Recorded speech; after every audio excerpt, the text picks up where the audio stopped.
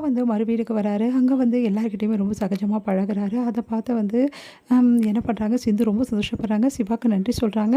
அதுக்கு சிவா சொல்றாரு, "இங்க பாரு, நான் இங்க வந்தது உனக்காக நீ நெனச்சிட்டு இருக்கியா?" அப்படி சொல்லிட்டு, "ஆமா, உண்மையிலேயே சொல்லு டாக்டரே, நீ எனக்காக தானே வந்த." அப்படின்னோனே, "நான் உனக்காக வந்தேன்னு யார் சொன்னது? இங்க பாரு, நீ வந்து எவ்வளவோ தப்பு பண்ணியிருக்க. அது எல்லாத்தையும் நான் மன்னிச்சுட்டேன்னு நீ நெனைக்காத. ஆனா எனக்கு நீ அடி வாங்குறத பார்த்து தான் மனசு கஷ்டமாகுது. மத்தபடியெல்லாம் உன் மேல இருக்க அந்த கோவம் எனக்கு மறையவே மறையாது. நீ எப்போ உண்மைய ஒத்துக்கிறியோ, அன்னைக்கு மட்டும் தான் வந்து அந்த கோவம் மறையும். அதுவரைக்கும் மறையாது. அதனால உனக்கு புருஷன் பொண்டாட்டியாவோ, இல்ல வந்து நீ ஒய்ஃப்ன்ற வந்து அக்கறையிலயும் நான் இங்க வரல. நான் மாமாக்காக மட்டும் தான் வந்தேன். மாமா என்கிட்ட என்ன சொன்னாரு தெரியுமா?" அப்படின்னு சொல்லிட்டு நடந்த விஷயத்த எல்லாத்தையுமே வந்து சிந்து கிட்ட வந்து சொல்றாரு சிவா. அத கேட்டு சிந்து பயங்கரமா அழறாங்க. "நீ என்ன சொல்ற டாக்டரே?" அப்படின்னு. "ஆமா, மாமா என் கால்ல கூட விழ போயிட்டாரு. அந்த அளவு உன் மேல மாமா அன்பும் வந்து நம்பிக்கையும் வச்சிருக்காரு. தான் பொண்ணு எந்த தப்புமே பண்ணாது அப்படின்னு சொல்லிட்டு அவர் நெனச்சிட்டுருக்காரு. ஆனா உன்ன பத்தி சுயரூபம் வந்து அவருக்கு தெரிஞ்சா என்ன ஆகும் தெரியுமா? அந்த நிமிஷமே இந்த உலகத்துல அவர் இருக்க மாட்டாரு. அந்த மாரி ஒரு மனுஷனுக்கு உனக்கு துரோகம் செய்ய எப்படி மனசு வருதுன்னே எனக்கு தெரியல. உனக்கு வேணா மனசு வரலாம். ஆனா எனக்கு மனசு வரல. சின்ன வயசுலேருந்து அவர நான் பார்த்துட்டுருக்கேன். அவர் அழுது இந்த மாரி இப்ப வந்து இருந்து நான் பார்த்ததே இல்ல. துடிச்சு போயிட்டாரு அவரு. நீ அடி வாங்குறது அவரால தாங்கிக்கவே முடில. பெத்த பொண்ணு வந்து அதுவும் போலீஸ்கிட்ட அடி வாங்குறது எந்த தகப்பனால தாங்கிக்க முடியும்? அந்த மாரி ஒரு நிலைமைய நீ அவருக்கு குடுத்துட்ட. உன்ன பத்தி எதுவுமே தெரியாம நீ வெள்ளந்தியா நெனச்சுக்கிட்டு அப்படி பேசுறாரு. எனக்கு ரொம்ப கஷ்டமா போச்சு. அதனால தான் நான் வந்து இங்க வந்தேன். மாமாக்காக மட்டும் தான் நான் இங்க வந்தேன். வேற எந்த காரணமும் கிடையாது. இப்ப சொல்றேன் சிந்து, என்னால உனக்கு எந்த கஷ்டமும் வராதுன்னு சொல்லிட்டு மாமா கிட்ட நான் சொல்லியிருக்கேன். ஆனா அதே மாரி வந்து நீயும் அப்படியே இருக்கணும் இல்லையா? மாமா ஒரு வார்த்தை சொன்னாரு. நம்மள விரும்புறவங்க வந்து கஷ்டப்படக்கூடாதுன்னு நெனைப்பாங்களாம். ஆனா நீ அப்படியா சிந்து நெனைக்கிற?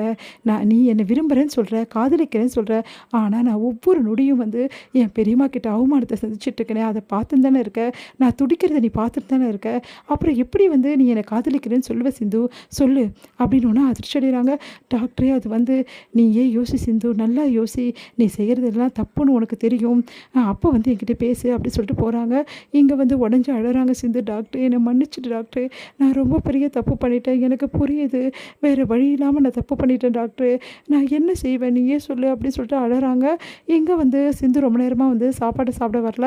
அவங்க அம்மா வந்து கேட்குறாங்க, "என்னடி என்ன ஆச்சு? ஏன்டி இப்படி வராம இருக்க?" அப்படின்னோனே, "ஒண்ணும் இல்லன்றாங்க." சிந்து வராம இருக்க மாப்பிள. நீங்க தான் போய் கூப்பிடணும்." அப்படின்னோனே சிவா வராரு. "நீ வந்து சாப்பிடு சிந்து." அப்படின்னு. டாக்டரே, எனக்கு நீ சொன்ன விஷயங்கள் எல்லாமே நல்லாவே புரியுது. ஆனா உன்னை விட்டு குடுக்காத நிலைமை முடியாத நிலைமையில நான் இருக்கேன் டாக்டரு." அப்படின்னோனே, "நீ இங்க பார். இப்ப நீ என்ன வேணாலும் நீ யோசிக்கலாம். ஆனா நீ கூடிய சீக்கிரத்தில வந்து இந்த உண்மையெல்லாம் ஒத்துக்கணும். அன்னைக்கு என்னைக்கு ஒத்துக்கிறியோ அன்னைக்கு தான் எல்லாருக்கும் நிம்மதி." அப்படி சொல்லிட்டு போறாங்க. இங்க வந்து செம்ம டென்ஷனா இருக்காங்க சினேகா. அவங்க அப்பா வந்து, "என்ன ஆச்சுப்பா?" அப்படி சொல்லிட்டு கேட்குறாரு. "இந்த சிவா வந்து இப்படி பண்ணிட்டாரேப்பா." அப்படின்னு. "என்னம்மா பண்ணாரு? இந்த மாரி பண்ணுவாரு நான் நெனச்சு கூட பார்க்கலப்பா. சிந்து கூட அவங்க அம்மா வீட்டுக்கு போயிருக்காருப்பா." அப்படின்னோனே அதிர்ச்சி அடைறாங்க. "நீ என்னம்மா சொல்ற? என்னால முடிய முடியலப்பா. இந்த சிந்து வந்து ரொம்ப மாத்திடுவா போலருக்கு சிவாவ. சிவா இல்லாத வாழ்க்கைய நான் நெனச்சு பார்க்க மாட்டேன்னு உங்களுக்கு தெரியும்லப்பா. அந்த சிந்துக்கு ஏதாவது ஒரு முடிவு கட்டுங்கப்பா. அந்த சிந்து கொஞ்சம் கொஞ்சமா வந்து பேசி சிவா மனச மாத்திடுறாப்பா. அப்புறம் சிவா வந்து அவ கூட சேர்ந்து வாழ ஆரம்பிச்சுட்டாருன்னா, அத மட்டும் என்னால தாங்கிக்கவே முடியாதுப்பா. நீ கவலைப்படாதம்மா, நான் பார்த்துக்கிறேன். எல்லாத்துக்கும் ஒரு முடிவு கட்டுறேன். அந்த சிந்து இந்த உலகத்துல இருந்தா தானே சிவா விரும்புவான். அந்த சிந்து இல்லன்னா எப்படி விரும்ப முடியும் அவனால?